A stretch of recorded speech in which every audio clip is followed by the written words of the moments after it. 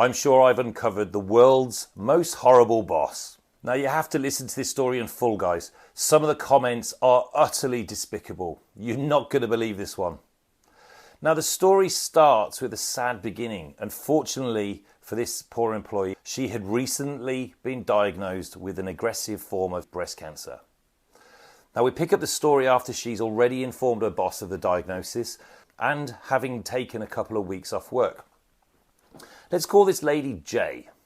So towards the end of her 2 weeks off, Jay emails her boss with an update and says, as promised, some more details about my illness and what's been happening since being diagnosed mid-August.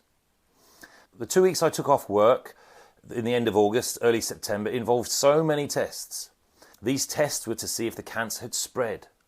This first round of chemo, it's 4 rounds fortnightly.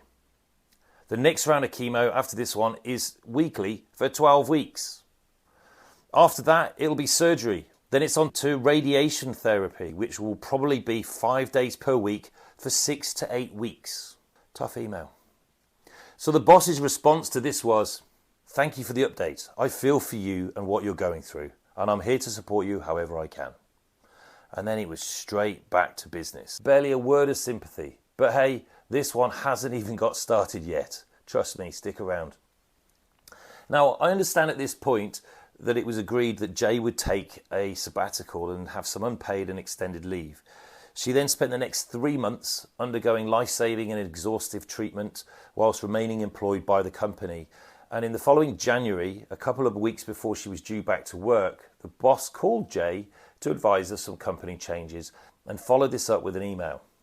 The email reads, as discussed on the phone, we've made the commercial decision to discontinue the XXX project that you were working on. This unfortunately means that we have to make your job redundant.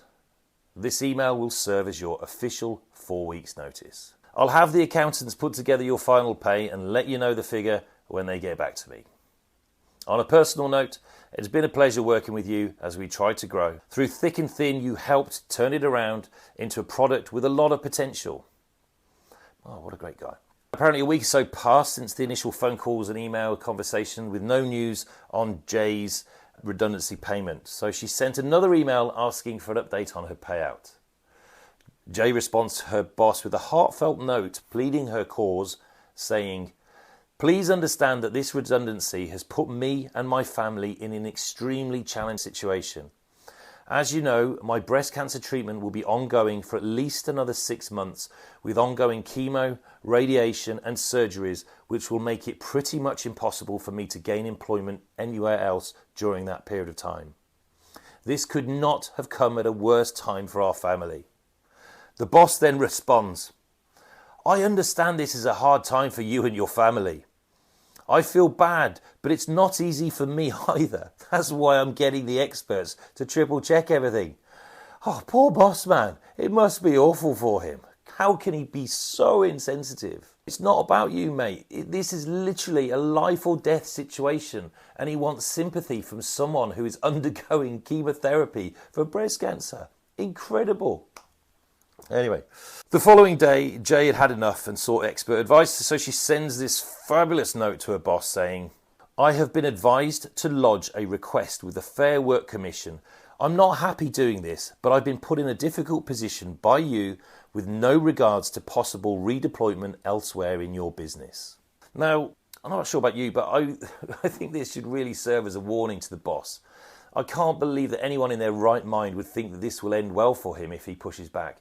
And if a complaint is to be lodged with Fair Work, surely he's going to get busted. But no, this guy is on a completely different level and just cannot help feeling like he's a victim, and then he doubles down. So here's the punchline. The boss replies back saying this. Now, brace yourselves. This is a cracker. Here we go. You can do that if you want, but you'll be just prolonging the exercise.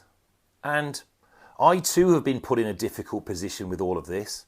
It's terrible what you're going through, but without wanting to sound callous, your absence has cost me personally hundreds of thousands of dollars, both directly and indirectly, having to cover your work and now close down the business. It's also taken a major toll on my mental health. It's a horrible situation and no one wins. Wow. Can you believe that someone could be so abhorrently selfish?